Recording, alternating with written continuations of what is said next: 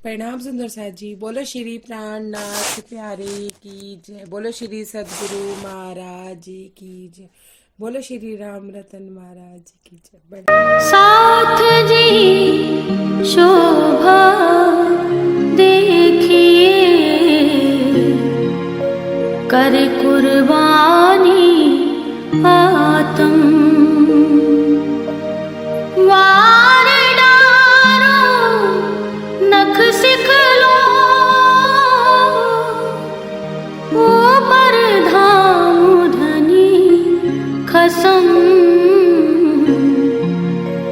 ऊपर धाम धनी खसम। कुर्बानी को नाम सुन मोमिन उलसत अंग, पीछे होते जो मोमिन, पीछे होते जो मोमिन, दौड़ लिया तिन संग,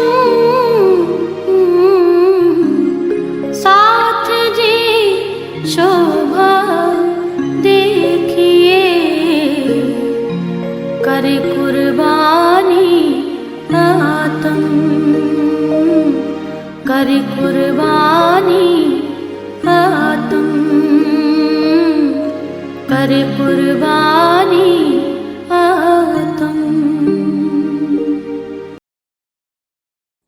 प्रणाम जी। बस फिर यहीं तक पढ़ते हैं, आगे से प्रसंग दूसरा हो रहा है। क्या कहते हैं कि बिछड़ गया अपना जोड़ा। एक मिनट, कहाँ चले गए। हाँ, अब क्या कह रहे हैं कि अच्छा साथ मिल गया था हमको पर उस माई ने तोड़ा। महाराज जी कहते कि हमें अच्छा साथ मिल गया था पर उस माई की वजह से हमारा छूट गया।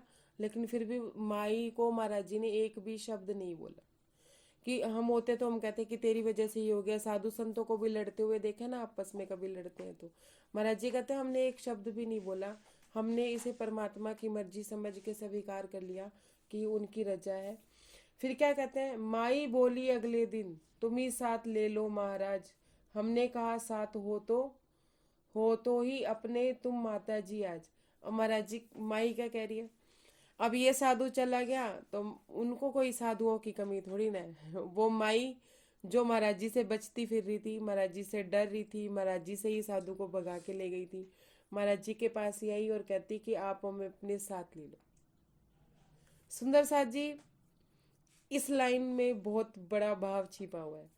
माई जी बोली अगले दिन तुम ही साथ ले लो महाराज। महाराज जी ने देखो माई के आगे फिर भी जी लगाया है। क्यों? क्योंकि उनकी रहनी अपनी है, वो माई का कर्म अपना है, महाराज जी का कर्म अपना है। अब देखिए सुंदर साथ जी, एक समय था शुरुआत का जब महाराज जी उस माई की झोपड़ी में गए थे और माई को बोला कि मुझे अपने साथ ले लो। तो माई ने क्या कहा था कि तुम 17 मील चलते हो, हम तो 3 किलोमीटर ही चलते हैं, तुम्हारा हमारा साथ कैसे बनेगा? बन ही नहीं पाएगा। देखो अब परिस्थिति बिल्कुल विपरीत होगी। अब माई आई है महाराज जी को कहने कि हाँ भी आप हमें अपने साथ ले लो। अब देखिए सुंदर साथ जी, उस समय उनका क्या जवाब था और इस समय महाराज जी का क्या जवाब था। अब इसमें माया में भी क्या है, देखिए हम लोग कि माया में भी हम पहले हम जिसकी सहायता करते हैं तो कहीं ना कहीं कभी हमें उसकी सहायता लेनी भी पड़ जाती है। और देखिए कभी कभी हम किसी को दुत्कार देते हैं ना, आप कभी भी, मैंने ये प्रैक्टिकल किया हुआ है।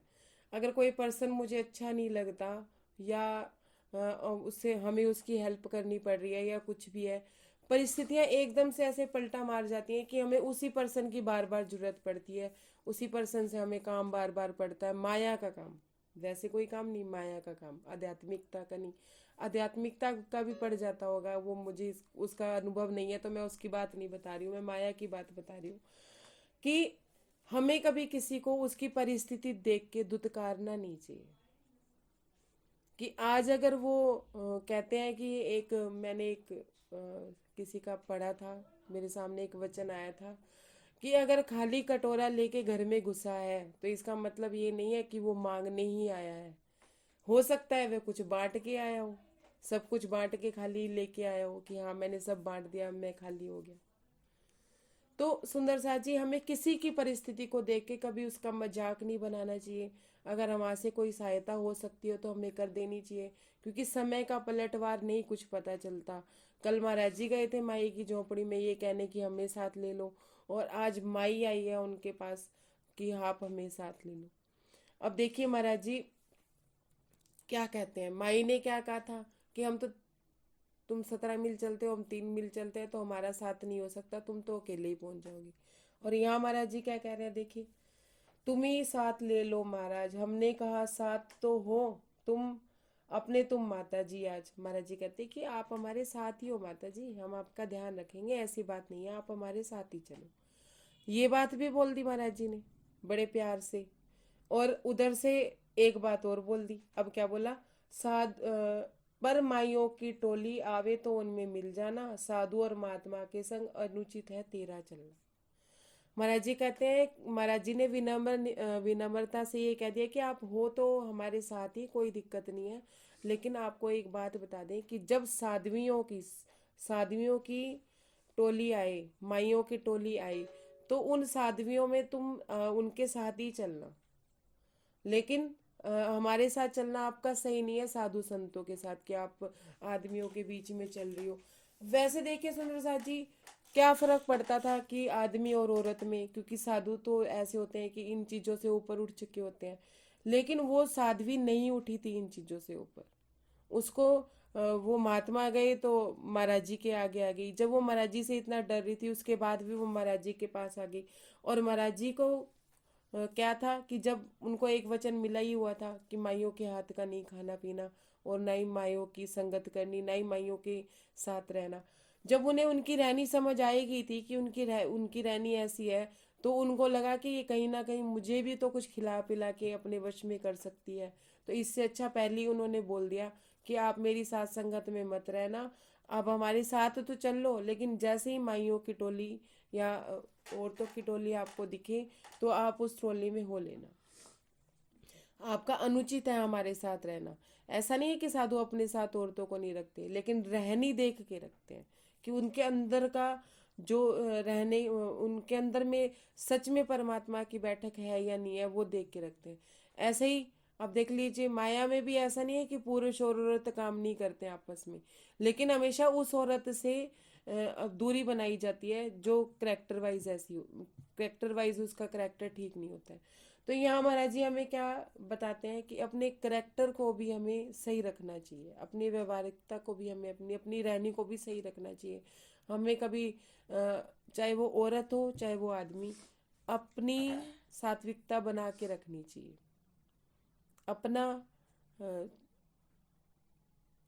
क्या कहते हैं, मेरे को शब्द नहीं समझ आ रहा है कि मैं क्या बोलूं, मतलब अपने चरित्र को साफ रखना चाहिए हमेशा। अपना चरित्रहीन हमें नहीं होना चाहिए, हमें चरित्रवान रखना चाहिए। सुंदर साथ जी, इसमें मेरे को एक बात जो समझ आ रही है, जो मुझे माफ कीजिएगा लेकिन मैं बोल रही हूँ, कि इसमें मुझे एक बात समझ आ रही है कि हम राज्य को अपना पति मानते हैं, ठीक है। और माया में भी हमारे पास एक पति होता है तन के रूप में, कि जो हमारी देख रेख करता है, हमारी संभाल करता है। वो तो देखो वो तो देखो एक संसारिक रूप में भी, भौतिकता में भी, सामाजिक तौर पे भी होना भी चाहिए। लेकिन उसके अलावा भी हमारे कितने पति होते हैं, कितने पति इन द सेंस कि बच्चे भी हमारे पति हैं, नौकरी भी हमारा पति है, कोई खाने की चीज़ है वो भी हमारा पति है, कि हम किसी खाने की चीज़ पे भी इतना ज़्यादा ध्यान दे देते हैं कि हमें अपने राज्य नहीं याद आते। तो मुझे ऐसा लगता है कि महाराज जी ये कह रहे हैं कि अगर एक पति है ना, तो पति तो एक ही रखो ना, लेकिन मन में कितने पतियों ने कब्जा कर रखा है, कैसे कर रखा है कि सोच रहे हैं तो नौकरी के बारे में सोच रहे हैं तो बच्चों के बारे में सोच रहे हैं। अब तो राजी कहते हैं कि एक मेरे को ही सोच ले। एक पति होता है वो समर्थवान होता है, वो सब कुछ कर सकता है। तो राजी कहते हैं कि अगर तुम मेरे बारे में सोचोगे हर वह समय, तो क्या मैं ये तुम्हारी चीज़ें, तुम्हारी ज़रूरतें, मुझे नहीं पता है कि तुम्हें क्या चाहिए, लेकिन हम किस किस को सोचते रहते हैं। तो मुझे ये मेरे मन का भाव है सुंदर साथ जी।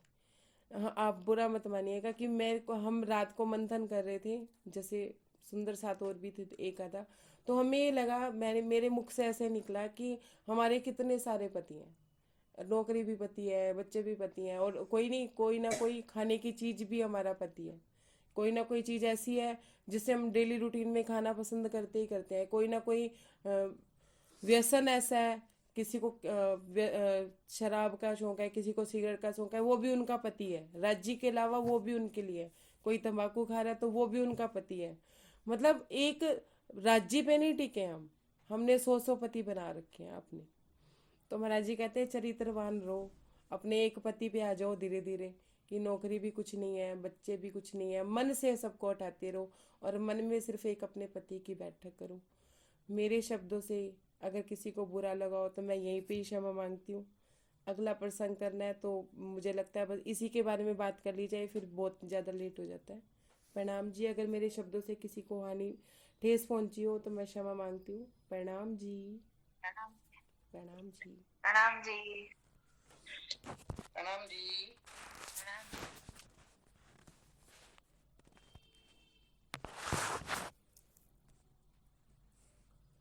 वर्षा दीदी आ प्रणाम जाइए, जी। आ जाइए, किसी प्रणाम का जी। कोई प्रश्न हो तो हाँ वो जी। मुझसे पूछ सकते हैं। छाती है दीदी। लगे जो सो लोग हम जो सुंदर साथ हम मंथन कर रहे थे, तो हम आपस में बताने लगे कि बताओ सबसे ज्यादा दिमाग में क्या घूमता है, कौन सा पति है राज्य के अलावा।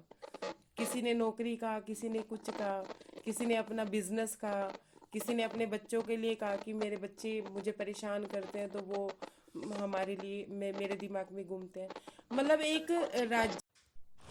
प्रणाम जी। छठी लहर, पेज नंबर 42। हाँ 42 पेज नंबर। पढ़ो, एक एक पेज पढ़ो हमको। साधु जन जितने बोले हैं आज बड़ा अच्छा अवसर, बंगाली होती देखे सब चलो आज साधु मिलकर। सम्मति दी हमने भी अपनी, हमको भी। बोलो श्री प्राणनाथ प्यारे की जय, बोलो श्री सदगुरु महाराज की जय, श्री राम रतन महाराज की जय। प्रणाम जी। प्रणाम सुंदर साथ जी। पांचवी लहर समाप्त हो गई और छठी लहर की हम ओर जा रहे हैं।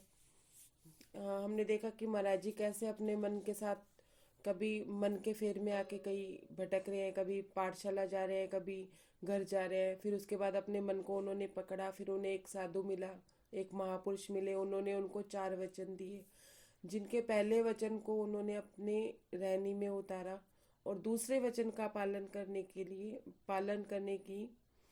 के लिए वो साधु संतों का मंडली ढूंढ रहे थे, वो साधु संतों का साथ ढूंढ रहे थे। हंसा बहन आप म्यूट कर लो, म्यूट कर लो आप अपने आप को। साधु संतों की मंडली ढूंढ रहे थे, तो उन्हें एक मंडली मिली जहाँ पे झोपड़ी में उन्होंने एक माई देखी। वो अंदर गए तो उनसे कहा कि आप हमें भी साथ ले लो। उस माई ने उनसे कहा कि आप कितने मील चलते हो, उनका ब्यौरा पूछा, तो उन्होंने 17 मील चलने के लिए बोला कि मैं 17 मील रोज चल लेता हूँ। तो वो कहने लगी कि हम तो 3 मील ही चलते हैं, आपका हमारा साथ, मतलब वो डायरेक्ट ना कह के इनडायरेक्ट उनको बोला कि हाँ हमारा साथ नहीं हो सकता, हम तो 3 किलोमीटर ही चलते हैं, आप तो अकेले ही पहले पहुंच जाओगे। तो महाराज जी ने ये सोचा कि इनसे बात करने का कोई फायदा नहीं है, जब जो साधु जन है जो इनके साथ रहते हैं मैं उनसे से ही बात करूंगा। महाराज जी इसमें ये बात भी जताते हैं कि स्त्री से किसी भी बात के लिए अगर मान लो किसी के घर जाके पूछना है तो पुरुष से जाके बात करनी चाहिए, ना कि स्त्रियों से ज़्यादा बात करनी चाहिए। किसी के घर अगर जाके कोई बात पूछनी है या कुछ भी पूछना है तो साधुजन आते हैं तो महाराज जी उनके आगे विनम्र निवेदन रखते हैं, तो महाराज जी वो साधुजन सहर्ष उन्हें अपने साथ रखने के लिए तैयार हो जाते हैं और उन्हें कच्ची खिचड़ी भी देते हैं बनाने के लिए कि आप ये खिचड़ी ले लीजिए और पका लीजिए और अपना खा लीजिए और साथ में ही हमारे बिछौना बिछा लीजिए। और वहाँ पे 2 साधु थे, एक माई थी और एक महाराज जी, 4 जन वो हो गए थे। उनमें से एक साधु माई के साथ जैसे उनकी अलग मंडली हो गई थी और हमारे साथ एक साधु और हो गया था कि वो साधु उस साध्वी से पीछा छुड़ाना चाहता था, उस वो साधु उस साध्वी के साथ रहना नहीं चाहता था। सुंदर साथ जी, कभी कभी हमें भी लगता है कि हमारी माया हम पे प्रभावी हो रही है, हम माया से छूटना चाहते हैं, लेकिन हम छूट नहीं पाते क्योंकि हमें अपने आत्म बल का भी नहीं पता होता। जब हमें कोई संगी सहारा मिलता है उस माया से छूटने के लिए, या कोई परिस्थिति ऐसी मिलती है, कोई पर्सन हो, कोई परिस्थिति हो, मैं हर चीज़ के लिए कह रही हूँ कि माया की कोई भी परिस्थिति ऐसी हो सकती है कि हम किसी से पीछा छुड़ाना चाहते हैं, लेकिन हम पीछा छुड़ा नहीं पाते क्योंकि वो साधु माई माई से पीछा तो छुड़ाना चाहता था, लेकिन वो रह तो उन्हीं के साथ रहा था। वो पहले भी तो ये बल कर सकता था, लेकिन नहीं, उसको इतना आत्मबल नहीं था कि वो अपने पीछा छुड़ा सके। तो महाराज जी कहते हैं कि उनको मुझसे, मेरे साथ से इतना आत्मबल मिला कि उन्होंने माई का साथ एकदम से ही छोड़ दिया। जब माई ने उनको, उनके लिए तो खाना बनाया लेकिन महाराज जी के लिए खाना नहीं बनाया। मतलब जो भी साधु संत अगर एक साथ रहते हैं, या तो सब वो अपना अपना ही बनाते थे, कोई किसी के लिए नहीं बनाता था। अगर कोई बनाता था तो वो सबके लिए ही बनाएगा ना, जो जितने 4 जने हैं या 3 जने हैं। माई क्या सिर्फ उनके लिए बना के लाई, महाराज जी के लिए नहीं बना के लाई, उनको ही खाने के लिए बुलाया। तो उस साधु ने उनको धुतकार दिया कि नहीं, ना मुझे आपके साथ रहना है, ना मुझे आपके साथ कोई संबंध रखना है, और ना ही मैं आपके साथ जाऊंगा। आगे की यात्रा के लिए भी उन्होंने ऐसे बोल दिया कि मैं आपके साथ नहीं जाऊंगा, बस तुम अपनी मौज करो, मैं अपनी मौज में रहूंगा। चलना हो तो साथ चल लेना, बस बाकी कोई संबंध नहीं रखना। तो महाराज जी कहते हैं कि उसको मेरी संगत से आत्मबल मिला, तो उसने उस साध्वी को छोड़ने की जैसे बात कही। अब उस उधर साध्वी की, वो उस माई की क्या हालत थी? उस माई की ये हालत थी कि वो महाराज उस साधु के साथ पति पत्नी की तरह रहना चाहती थी। वो उनका खाना भी बनाती थी, उनके कपड़े भी धोती थी। तो देखिए, साधु हो या योगी हो या भोगी, मतलब साधु हो चाहे वो गृहस्थ हो, उसे एक लेडीज की जरूरत इसलिए भी पड़ती है कि वो उसके काम कर दे, उसका खाना बना दे। तो वो महाराज वो उस महात्मा के सारे काम कर रही थी। तो अब जब उन्होंने खाने के लिए, महाराज जी के मिलने पे खाने के लिए इनकार कर दिया, तो उसने भी प्रण ले लिया। उस महात्मा को दिखाया कि मैंने प्रण लिया है कि जब तक आप नहीं खाओगे तब तक मैं नहीं खाऊंगी। उसने सारा भोजन कुत्तों को डाल दिया। अगर उसमें इतना ही सत्तित्व होता, सत होता, और माया ना होती, तो वो भोजन वो किसी और को भी तो दे सकती थी। नहीं तो वो अपनी गलती मान के, अपनी गलती को देख के कि हाँ भाई मेरे में ही कमी है, साधु में कोई कमी नहीं है, तो वो महाराज जी को भी तो खाने के लिए पूछ सकती थी। लेकिन उसने अपनी कमियां ना देख के बस वो उस महात्मा की धुन उनके उसके सिर पे सवार होती चली जा रही थी। और उधर महाराज जी क्या कहते हैं कि मैं उस साधु की रहनी भी देख रहा था कि ऐसा नहीं है कि उस साध्वी के चक्कर में वो खा पी नहीं रहे थे, उन्हें कोई फर्क नहीं पड़ रहा था, बल्कि उन्हें तो, महाराज जी को तो ये लग रहा था कि वो उनसे बस छूटना ही चाहते हैं। उन्हें मौका मिला और वो छूटने की कोशिश कर रहे हैं। महाराज जी दृष्टा बन के उनको देख भी रहे थे और उनका संग भी पा रहे थे, लेकिन महाराज जी को महात्मा की रहनी बहुत प्रभावित कर रही थी। और मन ही मन वो ये सोच रहे थे, मन ही मन महाराज जी कहते हैं कि हम ये सोच रहे थे कि अब मुझे समझ आया कि वो महात्मा ने ऐसे क्यों बोला कि माई के हाथ का भोजन नहीं करना, दूध दही पान नहीं खाना। तो उनको अब समझ आना शुरू हुआ था कि, मतलब वो इस बात को समझने की बहुत कोशिश कर रहे, मतलब कोशिश कर रहे थे। अब महाराज जी क्या कहते हैं कि वो साध्वी किसी भी तरह से उन्हें पाना चाहती थी। अब वहाँ वही ये खड़गपुरी में जाके इन लोगों, मतलब ये अगले दिन ये एक साथ गए, तो माई और वो साधु पहले निकल गए। और महाराज जी और साधु महात्मा जी उनका इंतज़ार करते रहे। बहुत इंतज़ार करने के बाद जब वो लोग नहीं आए, तो महाराज जी और साधु जी ने भी तब साध अपनी यात्रा शुरू कर ली। आगे जाके वो दोनों महाराज जी को मिल गए, वहाँ मिल गए। उसके बाद उन्होंने पूरा रास्ता चलने के बाद खड़गपुरी में विश्राम किया, जो एक बंगाल का प्रतिष्ठित मतलब बहुत बढ़िया स्थान था। अब छठी लहर। अब महाराज जी कहते हैं साधु जन, जितने साधु जन थे वो हमसे बोले कि बड़ा अच्छा अवसर है, कि बहुत अच्छी बात है कि हम बंगाल के इतने अच्छे शहर में आके रह रहे हैं, क्यों ना हम बंगाली होली देखें। होली का त्योहार था उस दिन। तो सब साधु कहने लगे चलो हम बंगाली होली देखने चलते हैं। महाराज जी कहते हमने भी सम्मति दे दी, कि हमने भी हाँ कह दी कि चलो ठीक है चलते हैं, देख भी लेंगे और शहर भी देख आएंगे। हमने भी सबका साथ दिया। महाराज जी कहते कि जब जब हम किसी के साथ होते हैं या जब हम किसी के साथ यात्रा कर रहे होते हैं तो हमें उनका भी साथ देना चाहिए, उनके साथ मिलजुल के चलना चाहिए। अब महाराज जी को होली देखने में कोई इंटरेस्ट नहीं था, होली देखने नहीं आए थे वो, लेकिन साधु संतों ने कहा कि चलो आज होली देखने चलते हैं, तो उन्होंने कहा ठीक है हम चलते हैं। एक साधु सा लिया कमंडल चिमटा एक मांग लिया।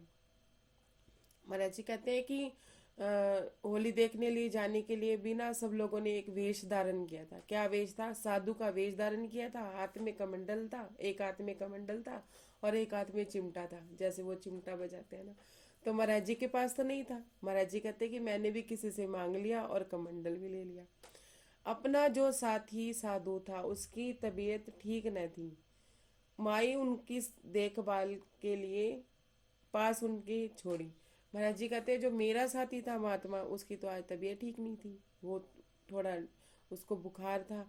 तो हमने क्या किया कि माई को उसके पास छोड़ दिया देखभाल के लिए, और हम उनको छोड़ के चले गए। उधर माई क्या सोच रही थी? माई तो महाराज जी को अपनी सोतन ही मानने लगी थी कि जब से आए हैं तब से महात्मा जी बदल गए हैं, तब से वो उनको भाव नहीं दे रहे हैं, ना उनके साथ खाना खा रहे हैं। तो माई को तो ये लग रहा था महाराज जी जाएं जल्दी से, पीछा छूटे। वो मतलब महाराज जी को ही गलत मतलब सोतन की तरह समझने लग गई थी, क्योंकि उसके मन में माया थी। यहाँ एक सुंदर सा जी, ऐसा नहीं है कि महाराज जी किसी के घर खाना नहीं खाते थे या औरत के हाथ का नहीं खाते थे, लेकिन उसकी रहनी देख के उसकी अंतर्वृत्तियों को महाराज जी पहचान गए थे। इस वजह से जैसे उन्होंने महापुरुष ने बोला था कि दूध दही पान नहीं लेना, तो उस साध्वी की रहनी अच्छी नहीं थी। यहाँ किसी मायावी माई की बात नहीं हो रही, साधुओं में भी माइयाँ होती हैं। उनके कहने का भाव ये था कि भी ऐसा समझ लीजिए कि वो जो माई थी वो साधु के आध्यात्मिक स्तर को गिराना चाहती थी। क्यों? क्योंकि उनको गलत राह पे ले जाना चाहती थी। और वैसे साध्वी का भेष उसने धारण किया हुआ था, लेकिन उसमें साधुत्व नहीं था। ऐसे ही जब हम अपने गृहस्थ में भी होते हैं, हम भी अगर अपने साथी को या अपने बच्चों को या किसी को उसके आध्यात्मिक स्तर से उसे गिराना चाहे, कि मान लो बच्चा कोई सेवा कर रहा है या पति कोई सेवा कर रहा है, हम उसे कह दे नहीं जी ये सेवा नहीं करनी, ऐसे नहीं करना, तो वो भी माई कहलाएगी। उनके कहने का मतलब ये है कि एक औरत क्या होती है, अपने साथी के आध्यात्मिक स्तर, उसकी भौतिक आवश्यकताओं को पूरा करने के साथ साथ आध्यात्मिक स्तर को भी बढ़ाती है। अब जैसे ये साधु इनके साथ रह रहे थे, माई उनका कितना ध्यान रख रही थी कि हाँ अभी उनका खाना भी बना रही थी, उनके लिए कपड़े भी धो रही थी। अगर उसके मन में उनको आध्यात्मिकता से गिराने के लिए अगर वो सेवा भाव ही लेके उसकी साधु की सेवा करती, तो उस साधु को कोई फर्क ना पड़ता कि हाँ भी चलो मेरी साथी है, वो भी उनका ध्यान रखते एक सेवा के भाव से। लेकिन यहाँ यहाँ पे माई का भाव कुछ और था। इस वजह से साधु उनसे बच रहे थे, उनसे दूर रहना चाह रहे थे। कारण ये था। अब क्या कहते हैं, हम तो गए खड़गपुर होली का, देखे कैसा त्योहार, इधर हमारे साथी साधु को चढ़ गया तेज बुखार। महाराज जी कहते हैं हम तो खड़गपुर चले गए होली का त्योहार देखने, और इधर एक कारण कार्यज बना कि हमारे साथी को बहुत तेज बुखार चढ़ गया। उसकी तेजी सह ना पाए, वे गलफत में आए एकदम। महाराज जी कहते कि अगर थोड़ा बहुत बुखार होता तो शायद वो हमारे साथ चलते, लेकिन उनको इतना बुखार था कि उनको होश नहीं था कि हाँ भी वो कहाँ जा रहे हैं, कैसे लेटे हैं या कैसे, मतलब उनको इस तरह की उनकी हालत थी कि वो हमारे साथ नहीं जा पा रही थी। माई उनको उठा वहां से आरंदा भाग गई फौरन। 60 मील की आरंदा वहां से रेल वहां से जाती थी, हमसे डर लगता था उसको, इसलिए ले भागी थी। अब महाराज जी कहते हैं कि उस माई का देखो कितना मन प्रभावी था, मतलब मन उसका इतना ज्यादा प्रभावी होगा कि मुझे ये चीज चाहिए तो चाहिए। महाराज जी से उनको डर लगता था कि जब से महात्मा जी उनके साथ रहे थे तब से वो उनको पूछ नहीं रहे थे। अब तेज बुखार था उनको होश तो थी नहीं, जो महात्मा थे जिनको बुखार था। अब माई ने क्या किया, अपने पल्ले से तो रेल की टिकट ली। वहां से रेल जाती थी अरंदा के लिए, क्योंकि प्रतिष्ठित गांव था तो ट्रेनें वगैरह वहां से चलती थी। वो किसी ना किसी तरह से अकेली माई उस महात्मा को लेके रेल से अरंदा ले गई। अरंदा 60 मील की दूरी पे था और किसी को बताया नहीं, किसी को कुछ किया नहीं। ये सोच के वो अरंदा ले गई कि अब मैं इनसे दूर हो जाऊंगी और महात्मा फिर मेरी मेरी बात मानने लगेंगे और सब करने लगेंगे। तो टिकट भी उसने अपने पल्ले से ले लिया कि महाराज जी से किसी तरह से पिंड छूटे। मतलब महाराज जी में जो सत का बल था ना, वो साध्वी को, माई को परेशान कर रहा था। देखो कितनी भी माया हो, कितनी भी कुछ हो, जब सत पुरुष सामने आ जाते हैं, महाराज जी में सत्य तो था ही। और कुछ उनके चेहरे पे भी बहुत तेज था, जिसे प्रभावित होकर साधु ने भी उनके साथ रहना पसंद किया। उनको आत्मबल मिला महाराज जी से। और इधर साध्वी को डर लगता था कि हाँ भाई, हमेशा ही सत्य से झूठ डरेगा ही डरेगा, झूठ को ही डर लगेगा, सत्य को कभी भी डर नहीं लगेगा। तो महाराज जी कहते हमसे डरती थी, टिकट अपने पल्ले से लेके हमसे पिंड छुड़ाने के लिए वो उनको कितनी मुश्किल से लेके गई होगी सुंदर साथ जी उस महात्मा को। वो साध्वी अकेले, किसी पुरुष को संभालना कितना मुश्किल हो जाता है जब वो बीमार होता है। अब क्या कहते हैं, जब वापिस हम हुए वहां से, ना साधु ना माई जी, इधर उधर उन दोनों को हम सब ने धूम मचाई थी। अब महाराज जी कह रहे हैं हम वापिस लौटे। जब हम वापिस लौटे, ना साधु था ना माई थी। अब महाराज जी को भी वो महात्मा इतने भाने लगे थे, उनकी रहनी उनको इतनी प्रभावित कर गई थी कि वो उनको अपना साथी कह रहे थे। अगर कोई और होता, उनको वो उनसे प्रभावित ना हुए होते और उनको पता था कि वो साध्वी से पीछा छुड़ाना चाहते हैं, वो उनका साथ दे रहे थे और साथी थे, तो महाराज जी कहते हैं वैसे हम ध्यान ना करते, लेकिन उनकी रहनी वो हमारे दिल को छू गई थी।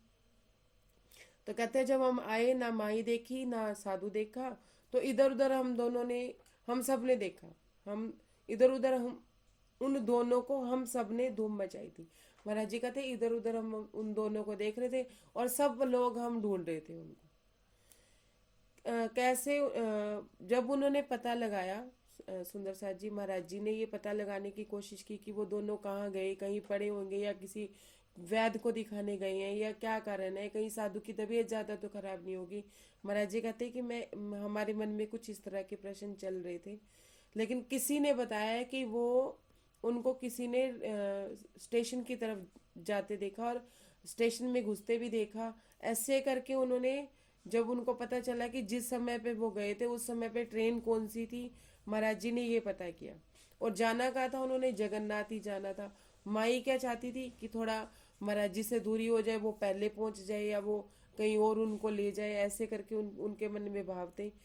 जब महाराज जी को ये बात किसी ने बताया कि हाँ भाई वो रेल स्टेशन में घुसते उनको देखा, तो उन्होंने ट्रेन का वो समय वगैरह पता किया।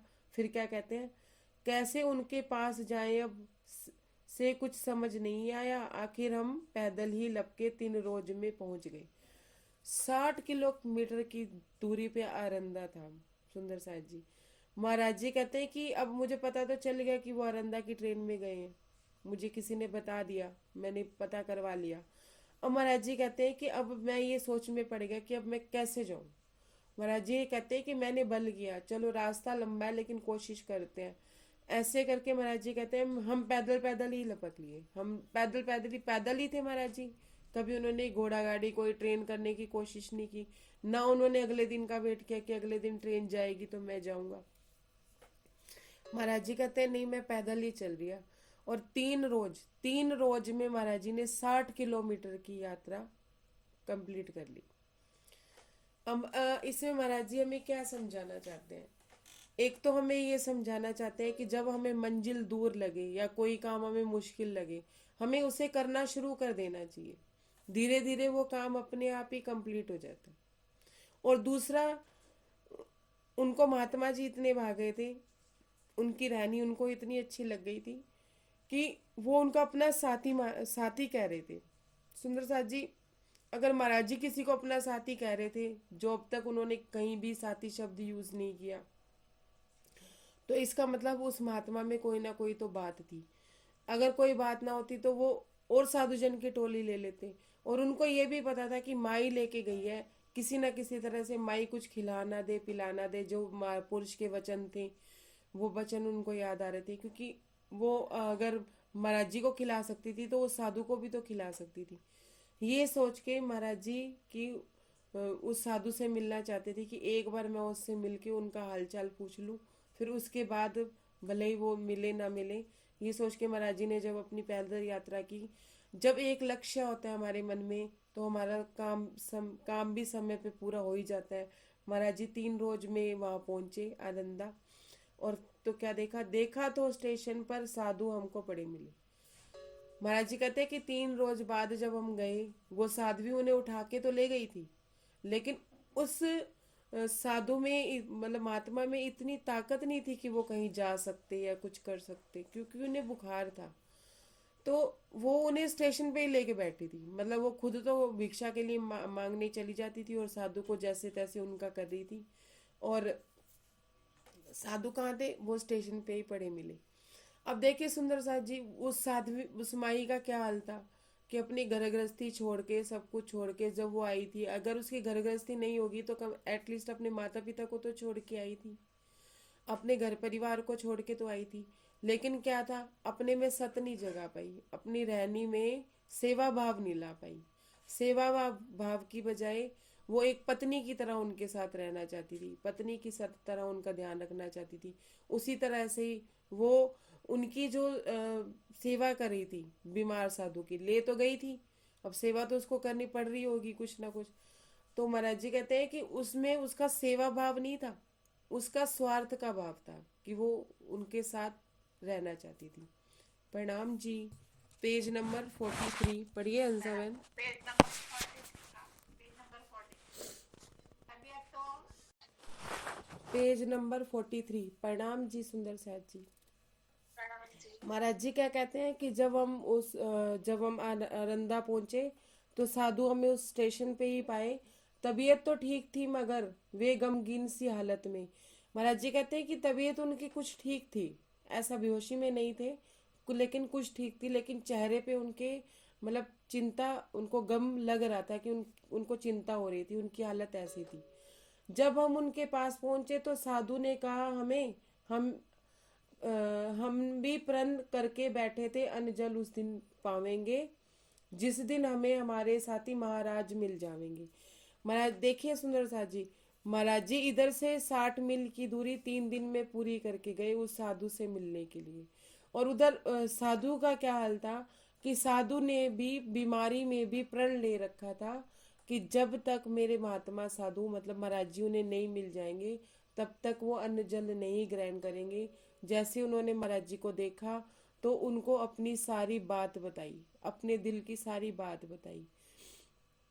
महाराज जी कहते हैं कि वो भी हमसे इतना प्रभावित थे, उनका दिल भी हमारे साथ मतलब मन हमारे साथ लगा हुआ था, वो भी हमसे प्रभावित थे और हम भी उनसे प्रभावित थे। क्या कह रहे, जिस दुष्टाई का पूरा परिचय इस माही ने दिखलाया, बेहोशी में लाई उठाकर साथ हमारा छुड़वाया। महाराज जी कहते हैं कि उनको इस बात का गमगीन हालत में थे, चिंता की हालत में थे, चिंता उनके चेहरे से झलक रही थी। अब उनकी चिंता क्या थी, वो महात्मा जी अपनी चिंता बता रहे हैं कि क्या थी। क्या हमारी चिंता ये थी, उसकी चिंता ये थी कि इस माई ने ना दुष्टता का पूरा परिचय दे दिया।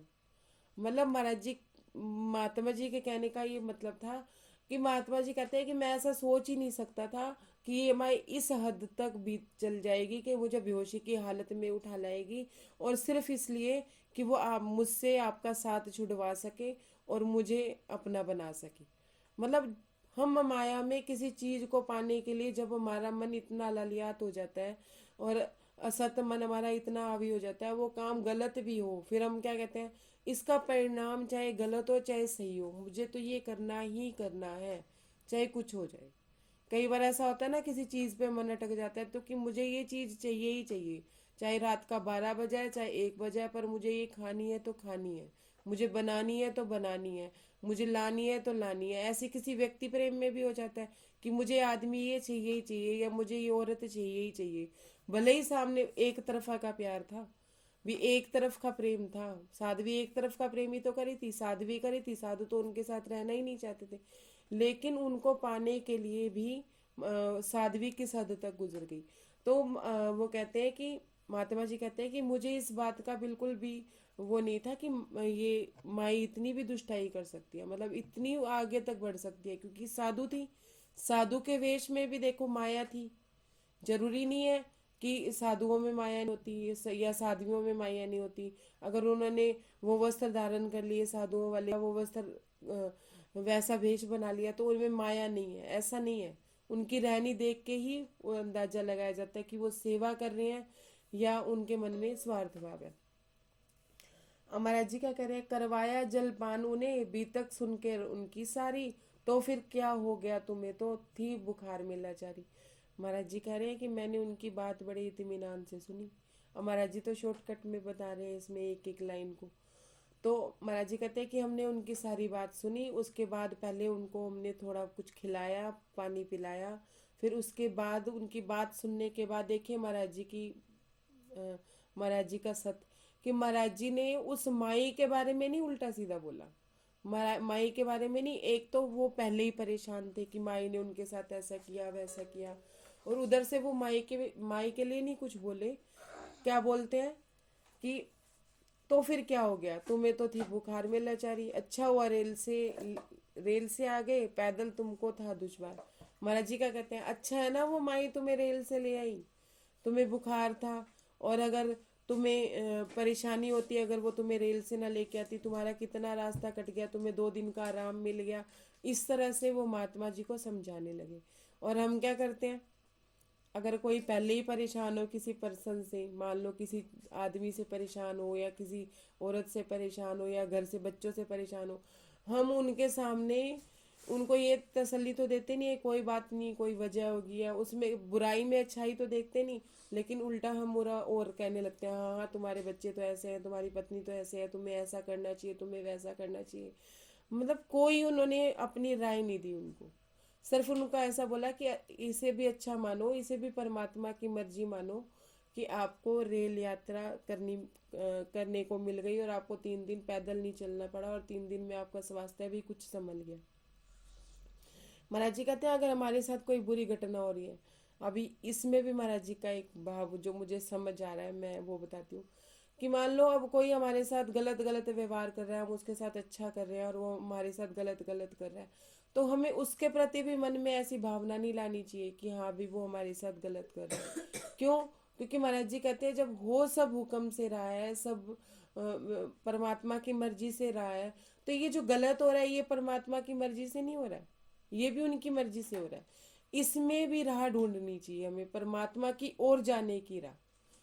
कि किसी ने, मान लीजिए कोई बच्चा ही है, अपना ही बच्चा है, और उसने अपशब्द बोल दिए, तो माँ को ये नहीं सोचना चाहिए कि इसने अपशब्द बोले, बल्कि उसको उस समय चुप रहने के बाद में उसको समझाना चाहिए, और अपने मन में ये भी सोचना चाहिए कि बच्चों के साथ कि कैसा व्यवहार करना है, कैसा नहीं, उन्हें धीरे धीरे समझाने की कोशिश करनी चाहिए। ये सिर्फ बच्चों के लिए है, माई को नहीं समझाएंगे महाराज जी, बिल्कुल भी नहीं समझाएंगे। महाराज जी को तो माई की रहनी दिखाई दे रही थी, तो माई से तो वो कोसों, मतलब 1 गज की दूरी पे रहते थे कि नहीं, मुझे ऐसे लोगों में नहीं मिलना है। जब उनको पहले वचन मिल ही गए थे कि उनके हाथ से जलपान वगैरह भी नहीं करना है, तो वो माई के हाथ का जल भी कभी नहीं पिया था उन्होंने। अब आगे क्या कहते हैं, कुछ बुखार की कमजोरी थी, कुछ रहते तुम निराहार। महाराज जी कहते क्या होता अगर तुम पैदल चलते, एक तो तुम्हें बुखार की कमजोरी थी, तुमसे पैदल नहीं चला जाता, दूसरा तुम खा भी नहीं पाते, बुखार में इतना ज्यादा खा भी नहीं पाते, तो इससे अच्छा हुआ कि वो तुम्हें रेल से ले आई। इसमें बुरा ना मानो, तसल्ली रखो। लेकिन अब उधर महात्मा की क्या हालत थी, महाराज जी तो उन्हें समझा रहे थे, लेकिन महात्मा को तो समझ आ रहा था ना कि माई ने उनके साथ क्या किया। हमें तो समझ आ ही रहा होता ना, अगर सामने वाला बुराई भी नहीं कर रहा किसी की, तो हमें तो समझ आ रहा होता ना कि हमारे साथ परिस्थिति क्या हुई है, या हमारे साथ क्या हुआ है।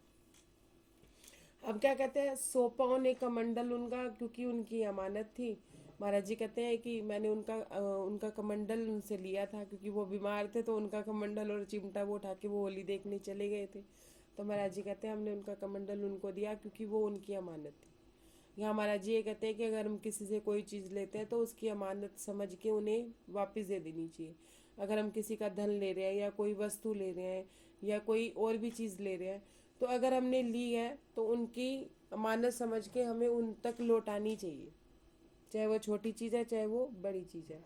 अब क्या कहते हैं, अगले दिन फिर हमने तैयारी अपनी यात्रा की, चले अकेले यात्रा पर उस रोज महात्मा जी हमसे हमसे हम महाराज जी ने उन लोगों ने अपने अगले दिन की यात्रा की तैयारी की। महाराज जी से वो इतने प्रभावित थे महात्मा जी कि वो उनको छोड़ना नहीं चाहते थे, लेकिन वो उनके तन से भी नहीं चिपके थे, क्योंकि उस महात्मा की रहनी ऐसी थी ना कि वो किसी के तन से नहीं चिपकते थे। तन से चिपकते तो वो साथ माई से भी चिपक जाते, लेकिन वो क्या कहते हैं कि कभी किसी के तन से नहीं चिपकना चाहिए। उनके अंदर जो परमात्मा रूप होता है ना, उसको प्रणाम करनी चाहिए। लेकिन अब जो साधु होते हैं वो क्या है, उनको कोई फर्क नहीं पड़ता कि सामने तन औरत का है या आदमी का है, वो उनके बैठे उन परमात्मा को, उनकी रहनी को देखते हैं। साधु ऐसे भी होते हैं। तो ये साधु ऐसे ही थे, उन्हें कोई फर्क नहीं पड़ता था महाराज जी पुरुष थे या वो माई औरत थी, वो दोनों के तन से ही नहीं चिपके थे। लेकिन महाराज जी से वो प्रभावित थे, तो उन्होंने क्या किया, महात्मा जी ने महाराज जी को प्रणाम करी और उनका सूक्ष्म स्वरूप, स्थूल स्वरूप तो उनसा छूट ही रहा था ना, 5 तत्व का शरीर तो वो छोड़ ही रहे थे उनका कि नहीं हम आपके साथ नहीं जाएंगे। सूक्ष्म स्वरूप लेके अपने हृदय में प्रणाम करके, उनका सूक्ष्म स्वरूप अपने हृदय में समाहित करके वो महात्मा अकेले ही चले गए। क्यों अकेले ही चले गए? वो कहते हैं कि छोड़ दिया माई और हमको हुए अलक्षित नजरों से, फिर मिले नहीं, फिर कहीं आइंदा बिछड़ गया अपना जोड़ा। महाराज जी कहते हैं मुझे भी दुख लगा कि हमारा जोड़ा हमसे बिछड़ गया और वो माई को और हमको छोड़ के चले गए। अब वो महात्मा की रहनी इतनी अच्छी थी कि वो किसी को दुख भी नहीं पहुंचाना चाहते थे। अब वो जब वो माई उन्हें उठा के ले आई थी, तो वो महाराज जी से दूर करना चाहती थी। क्यों? क्योंकि वो अपना स्वार्थ कहीं ना कहीं उसका स्वार्थ था। और महाराज जी कहते कि वो महात्मा अगर मेरे साथ रहते तो वो माई अंदर ही अंदर दुख मनाती रहती, अंदर ही अंदर कूटती रहती कि ये महात्मा फिर आ गए, ये हो गया। मतलब वो ये कहना चाह रहे हैं कि फिर महाराज जी को भी ये होता है कि हाँ वो कुड़कुड़ करती देखती तो महाराज जी का भी यात्रा खराब होती और उनकी भी आध्यात्मिक यात्रा खराब होती। तो वो माई को भी दुख नहीं देना चाहते थे, क्योंकि उनमें तो सत्य था ना। तो उन्होंने क्या किया, महाराज जी को प्रणाम किया, उनका सूक्ष्म रूप लिया और वो अकेले चले गए और माई को और हमको छोड़ के चले गए। महाराज जी कहते कि हमारा जोड़ा बिछड़ गया, हमें लगा कि हमारा एक जोड़ेदार साथी जिसकी रहनी इतनी अच्छी थी, सतमार्ग पे चल रहे थे, तो मेरा जोड़ा था। मतलब महाराज जी किसी को जोड़ा कह रहे थे, अपना जोड़ीदार। अपनी पत्नी को उन्होंने जोड़ा नहीं बोला कभी, अपने भाई को जोड़ा नहीं बोला कभी, लेकिन उस महात्मा को जोड़ा बोल रहे थे, क्योंकि उनकी रहनी कहीं ना कहीं उनके साथ थी। अब आगे क्या हुआ, माई जी तो महाराज जी कह रहे हैं कि हमारा जोड़ा टूट गया और अब यहीं तक करें या आगे करें? आगे पढ़ लें ये वाला पेज पूरा, कर ले, आगे हाँ आगे जी, कर ले, एक कर पसंद लीजिए, आई। ये पेज पूरा कर लीजिए। माई जी बोली अगले दिन तुम्हें साथ ले लो महाराज। हमने कहा साथ तो वो ही। दूसरा रास्ता मन को पकड़ने का क्या है? मन को पकड़ने का दूसरा रास्ता है सतगुरु शरण का आसरा, जगत जान का फूर। मतलब सतगुरु शरण तो जब हमें मिलेगी। अगर हमें सतगुरु शरण नहीं है, अगर सबके पास सतगुरु हैं तो अपने सतगुरु से बातचीत कीजिए, उनके वचनों को अपने मन में धारण कीजिए। नहीं तो साध संगत, महाराज जी को साध संगत में रहने के लिए क्यों बोला था उन महापुरुष ने कि जब साध संगत में रहते हैं तो जैसा जिसकी जैसी वृत्ति होगी वो वैसी ही संगत करेगा। अब जिसको माया ज्यादा अच्छी लगती होगी वो माया का संग करेगा, और जो चोर होएगा वो चोरों में रहेगा, और जो साधु होएगा वो साधु में रहेगा, नौकरी वाले नौकरी वालों में रहेंगे। देखा है ना, डॉक्टर डॉक्टर से शादी करता है, इंजीनियर इंजीनियर से शादी करते हैं, मतलब आपस में बच्चे एडजस्टमेंट कर लेते हैं, क्योंकि वो एक दूसरे के प्रोफेशन को जानते हैं, एक दूसरे को समझते हैं। सेम बात कि हमें किसकी संगत करनी चाहिए, कि हमें उन सुंदर साध संगत की संगत करनी चाहिए, जो थोड़ा बहुत, बहुत ज्यादा तो मैं नहीं कहती, लेकिन थोड़ा बहुत उस राह पे चल रहे हैं, जो मन को कंट्रोल कर रहे हैं, या मन को थोड़ा बहुत कंट्रोल कर चुके हैं, जो हमें रास्ता दे सकते हैं, हमें बता सकते हैं। हमें उन लोगों की संगत करनी चाहिए, जिससे भी हमारा मन उन्हीं की रहनी को देख के या उनकी बातें सुन के हमारा मन में टिकाव आए। और सतगुरु की शरण में जब रूह चली जाती है, सतगुरु का संग सानिध्य पाती है, और अपने साधु तत्व में आ जाती है, साधुत्व में आ जाती है, कि मन में उसके ना तन की कोई टेंशन है, ना उसे ये नहीं दिख रहा कि मेरे जो गुरु हैं वो पुरुष हैं या स्त्री हैं, मेरे सदगुरु हैं। तो जब वो तनों से ऊपर उठ जाएगी, अपने घर में भी और बाहर भी, उसे अपने पराये का भेद खत्म हो जाएगा, तो धीरे धीरे मन टिकना अपने आप शुरू हो जाएगा। मतलब कुल मिला के उनमें सुंदर साथ की संगत में रहना है, उस साधु संतों की संगत में रहना है, जो हमारे मन को टिका सके। और सतगुरु शरण में जब हम चले जाते हैं ना, हम अपना समर्पण कर देते हैं, तो वहां तो मन पकड़ में आ जाता है। देख लो, आप पन्ना जी चले जाओ, पन्ना जी में मन पकड़ में आ जाता है, माया हमें निरर्थक लगने लग जाती है, अगर हम गुम्बद जी में जाके मत्था टेकते हैं थोड़ी हाँ देर तो के लिए, ऐसा ही होगा, बाद है में ना। घर आकर वही। फिर घर आकर माया फिर प्रभावी हो जाती है। वैसे ही हाँ जब हम सतगुरु के संग सानिध्य में होते हैं, तो हमारा मन पकड़ में ऑटोमेटिकली अपने आप आ जाता है। और या हम उस सुंदर साथ के संग में रहते हैं, हमारा संग अगर उन सुंदर साथ का है, हमारा कोई साथी, हमें सुंदर साथ ऐसा मिल जाता है, जो हम आपस में डिसाइड करते हैं। जैसे हम रात को सुंदर साथ बैठ के मंथन कर रहे थे कि अब मन को कैसे टिकाया जाए, पूछा ही गया था, तो मेरे मन में ये भाव आया कि पति तो हमारे बोध पोता है माया में। तो फिर हम लोगों ने ये डिसाइड किया कि पहले तो कोई खाने की चीज ऐसी बताओ जो राज्य के लिए छोड़ सकते हो, जो तुम्हारी फेवरेट हो। तो उसमें भी हम लोगों के इतने संशय हो गए थे, मुझे ऐसा लगा कि हमारे इतनी चीजें हैं जो हम खाने पीने की चीजों को इतनी तवज्जो देते हैं, कि हाँ भाई हमें गोलगप्पे भी पसंद है, हम गोलगप्पे नहीं छोड़ सकते। वो कहती मुझे मीठा बहुत पसंद है, मैं मीठा नहीं छोड़ सकती।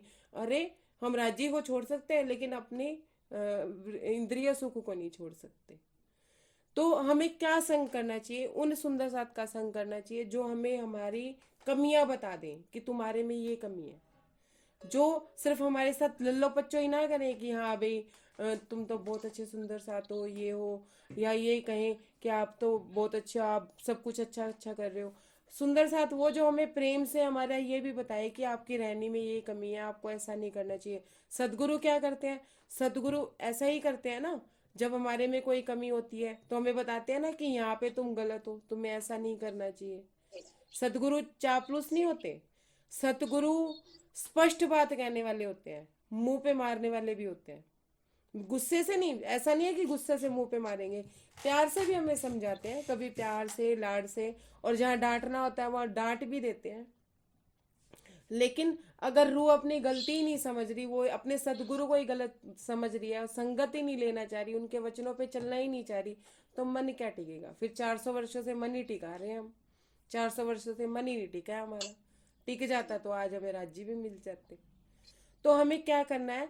उन सुंदर साथ और साथ संगत में रहना है, जो हमें सत्य का रास्ता बताएं, और मन को टिकने का, मन को साधने का।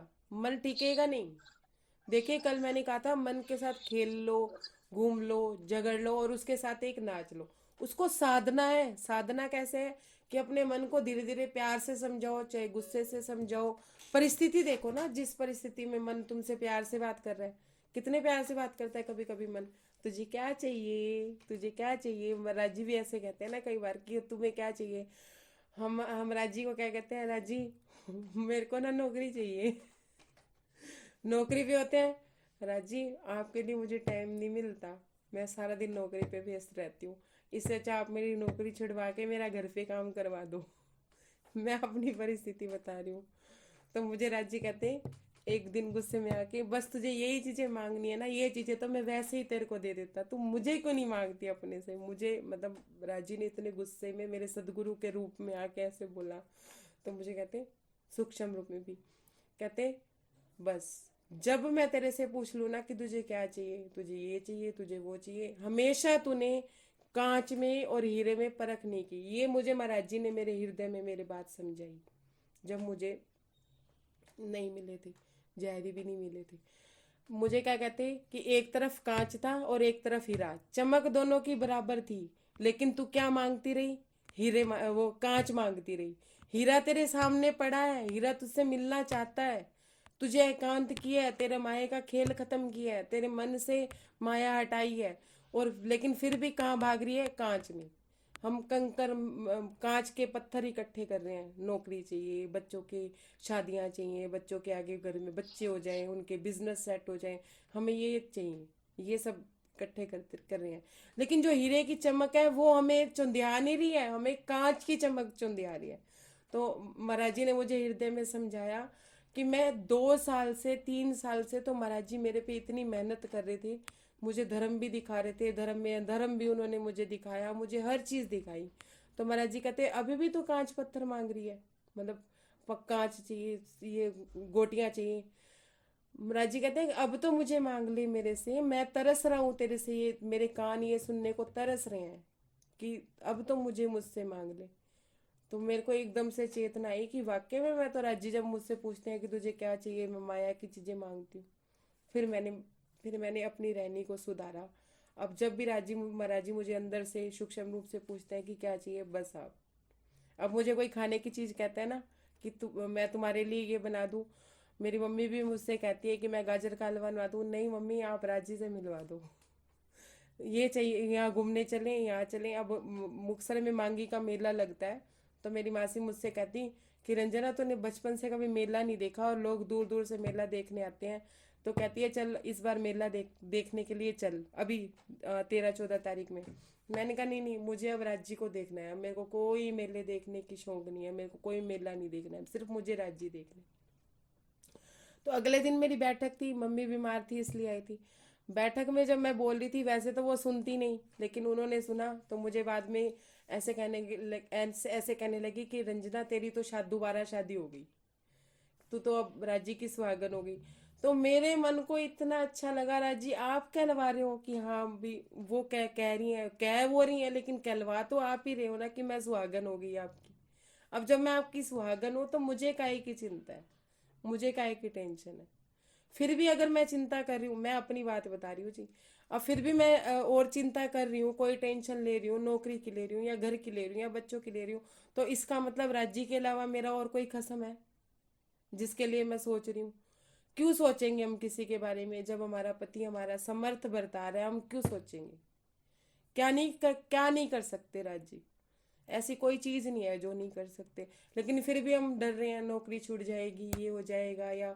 तो फिर मैंने अपने आप में कहा, मैंने कहा अब तो पति बनाना छोड़ ही दें। फिर मैंने एक सुंदर सा से बात की अपने बड़े से, तो मैंने उनसे ऐसे कह दिया मैंने कहा मेरा नौकरी पे ना मन नहीं लगता, और मुझे ऐसे कचोड़ते हैं मेरी, मतलब जैसे वो लोग जो स्टाफ है वो मुझे इतना बुरा लगता है कि वो मेरे को डिस्टर्ब क्यों करते हैं, मैं अपने काम में लगी तो मुझे तंग क्यों करते हैं, मेरी क्यों इनके साथ नहीं बनती है। तो उन्होंने ना सपाट से मेरे मुंह पे एक थप्पड़ मारा, एक तरह से शब्दों का थप्पड़। क्यों खसम बनाना चाहती है किसी और को, क्यों बना के रखना चाहती है किसी से, नौकरी पे मन लगाना ही क्यों चाहती है? साहब ने भी ऐसा ही बोला कि नौकरी पे मन लगाना ही क्यों चाहते हो, जिम्मेदारी निभाओ, बस मन नहीं लगाना नौकरी पे। हम क्या कोशिश करें कि नौकरी पे मन लगे? मैं अपनी बात बता रही हूँ कि मैं कोशिश कर रही हूँ मेरा मन लगे, तो मैं अच्छे से काम करूँ, तो मालिक को कोई प्रॉब्लम ना हो। अरे करवाने वाला जब ऊपर वाला मालिक बैठा है तो तुम क्यों टेंशन ले रहे हो? तो खसम बन गया ना दूसरा। फिर मेरे माइंड में सोच आई कि ऐसे तो हमने बहुत बहुत खसम बना रखे हैं, एक गोलगप्पे भी खसम है, मैं तो छोड़ ही नहीं सकती गोलगप्पे। फिर मतलब इतनी इतनी बातें दिमाग में आने लगी कि राज्य के अलावा ये भी हमें चाहिए, हमें वो भी चाहिए, मन अभी यहाँ भी भाग रहा है, मन में अभी एक इच्छा नहीं आई है धनी, मन में अभी एक पति नहीं बना है, हजारों हजारों पति बना रखे। इसलिए मैंने ये भाव बोला। प्रणाम जी, अगर कुछ बुरा लगा हो तो मैं हाथ जोड़ के क्षमा मांगती हूँ, शब्द नहीं कुछ ऐसे ही नहीं प्रयोग नहीं करने नहीं पड़े। नहीं नहीं बहुत अच्छा लगा दी, ये ऐसा लगा था कि राम जी से हम डांट रहे हैं, इससे हम मतलब कह रहे हम इनसे कह रहे हम ही चाहिए, मतलब ऐसा लगा दी, बहुत अच्छा लगा दी, धन्यवाद दी, बहुत बहुत धन्यवाद। प्रणाम जी।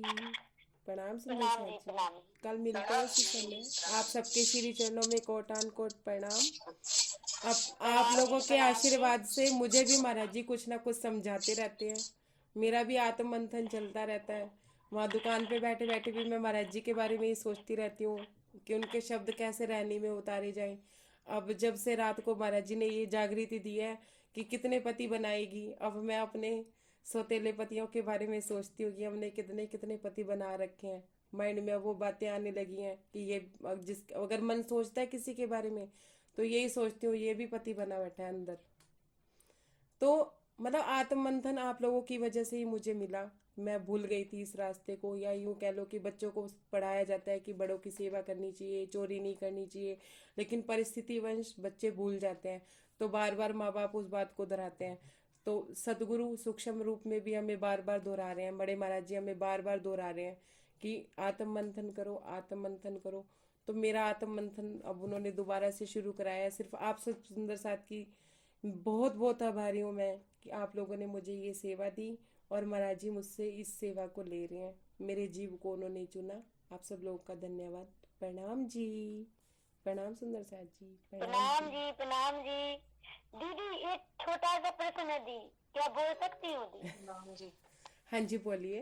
दी दी, अगर आपके दिल में कोई भी कछु भी बात है तो दी यहाँ पे शेयर किया करो दी, बहुत अच्छा लगता है दी। कछु भी आओ करो दी तो यहाँ पे शेयर किया करो दी, अच्छा लगता है। बस देखो इतना जी ही कहना मुझे चाहते थे। डर भी लगता है क्योंकि ना हम अपने लिए तो ऐसे शब्द यूज कर सकते हैं ना कि नहीं नहीं, हमें भी कर मुझे ये सकते हो, लगता है कि हमको भी आप कर सकते हो। कोई बात मैं धामधनी के लाडले सुंदर सास से ऐसी कोई बात ना कह दूं जो उनके दिल पे लग जाए। अब मैंने एकदम से बोला कि हमने कितने कितने पति बना रखे हैं, तो किसी सुंदर साथ को ये लगे हाँ ये तो हमें वैश्या कह रही है या कुछ कह रही है, तो डर लगता है जी। अपने लिए तो हम कोई भी शब्द नहीं नहीं इस्तेमाल कर नहीं सकते हैं। दीदी हमने हाँ तो ऐसा लगता था कि नहीं दूसरा विष्णु भगवान ने राम उसको नहीं बनाया, ये आज पता चला कि सब लोगों को इंद्रिय नहीं है, वो वो आज तो पता चला। देखो वो गलियां तो हम आज पीछे पता छोड़े। चला। सुंदर साथ जी वो गलियां तो हम पीछे छोड़ा है, राम वाली या हनुमान वाली, वो तो हम बहुत हमको पीछे छोड़ा ऐसा है। लगता था। पर उसके अलावा तो उसके अलावा हमने राज्य की राह में भी तो बहुत सारे खसम बना रखे हैं। अब ये सोचना है ना हमें राज्य के लिए रास्ता ढूंढना है, हमें उन देवी देवताओं के लिए थोड़ी ना जाना है। तो अब हमारे मन में क्या है वो हमें देखना है। तो इसी मंथन के लिए हम राज्य के लिए आगे राह बढ़ानी है ना, हमें पीछे तो जाना ही नहीं है। वो तो गलियां हम पीछे ही छोड़ाए। हम अब कोई राम जी को और हनुमान जी को कोई पूछते थोड़ी ना है, हमें तो एक राज्य दिखते हैं, एक राम की जगह राज, और नाम भी आ जाता तो हमारा शंकर भी वही और राम भी वही, सब कुछ वही। तो राज्य के लिए राह पानी है, इस वजह से हम राज्य के लिए राह के लिए चल रहे हैं। तो महाराज जी हमसे यही मंथन करा रहे हैं कि अपने अपने सौतेले पति ढूंढे ही है, अपने अपने बॉयफ्रेंड को अपने मनों से आउट कीजिए और एक पति के साथ संबंध रखिए। अब आपका आज का जो होमवर्क है आत्म मंथन में ये है कि आपके कौन कौन से पति आपके घर करके बैठे हैं। वो खाने की चीज भी हो सकती है, कोई व्यक्ति भी हो सकता है, परिस्थिति भी हो सकती है, स्थान भी हो सकता है। तो प्रणाम जी सुंदर साथ जी। प्रणाम जी। दीदी आज हम दी आपका ये होमवर्क हम आज करेंगे, इसमें सोचेंगे और आपके आप पे चलेंगे आगे। प्रणाम जी अब दी। से शुरू हो जाएंगे। बस महाराज जी की बीतक पे, महाराज जी की बीतक पे ही चलते चलेंगे सोच ना। भी हमारे प्रति हो सकती है, हमारी सोच भी तो। हाँ हाँ मतलब हमें महाराज जी की बीतक के साथ साथ चलना है। अब महाराज जी ने यहाँ हमें क्या समझाया, माई हाँ माई के प्रसंग से हमें क्या समझाया। माई एक परमात्मा को पाने के लिए निकली थी, लेकिन महात्मा में अपना पति ढूंढ लिया तो उनका दूसरा पति हो गया। ये हो गया ना, जब वो परमात्मा के लिए निकली थी तो परमात्मा को पाती। हर प्रसंग में महाराज जी हमें इतना इतना डीपली बताते हैं, इतना इतना डीपली समझाते हैं कि मतलब मंथन कर। बस एक प्रसंग मैंने नहीं सोचा था एक ही प्रसंग पढ़ूंगी, लेकिन मैंने रात को मुझे महाराज जी कहते कोई जल्दी नहीं है, तो एक एक प्रसंग करके बोलेगी या एक एक प्रसंग करके ही मैं बुलवाऊंगा। मैंने कहा मुझे नहीं पता, आपको जैसे ठीक लगे वैसे कर लेना। तो मैं आगे भी ले सकती थी, लेकिन मुझे लगा कि एक रास्ता देना जरूरी है, एक बात समझाना हाँ जरूरी है। दी। जो मेरे कल पूरे दिन का आत्म मंथन है वो मैं एक 15 मिनट में या 10 मिनट में सारांश में आपके सामने मैं रख देती हूँ। उसका रिजल्ट जो रात तक मुझे मिलता है कि महाराज जी मुझे ये समझाना चाह रहे हैं इस प्रकरण में, तो वो मैंने आपके सामने पेश किया। फिर भी कोई बात किसी के दिल पे चुभी हो तो मैं क्षमा मांगती हूँ। नहीं नहीं और दीदी बहुत धन्यवाद। नहीं कुछ नहीं सुबह दी। और अगर राज्य की ऊपर उठने से गाय कैसे बुरा? और अगर राज्य की कहाँ से अपना सतगुरु की बात है। और अगर राज्य की राह में कोई चुभी हो, लगती में सुंदर साथ जी, अगर राज्य की राह में कोई चुभी हो कि राज्य के रास्ते पे ले जाने के लिए चुभी हो, तो उस बात को पूरा दिन अपने अंदर चुभाते ही रहना, अपना पति सौतेला पति ढूंढते ही रहना। और देखिएगा फिर एक जना ना कॉपी पे लिखना शुरू कर देना अपने कि मेरा ये भी पति है, मेरा ये भी पति है, मेरा ये भी पति है। शाम तक लिस्ट लंबी हो जाएगी और उन सबको धीरे धीरे हटा के एक पति राज्य। ठीक है जी, प्रणाम जी। प्रणाम जी। सब राज्य का सुंदर साथ को मेरा ढेर ढेर राम जी पिया जी का कोड कोड हमें एक होमवर्क में लगा था, एक अच्छा वाला मैं कर रही मेहनत का होमवर्क में लगा था, यही करेंगे राज जी। बस है पिया। प्रणाम जी, प्रणाम जी। प्रणाम जी, प्रणाम जी। प्रणाम।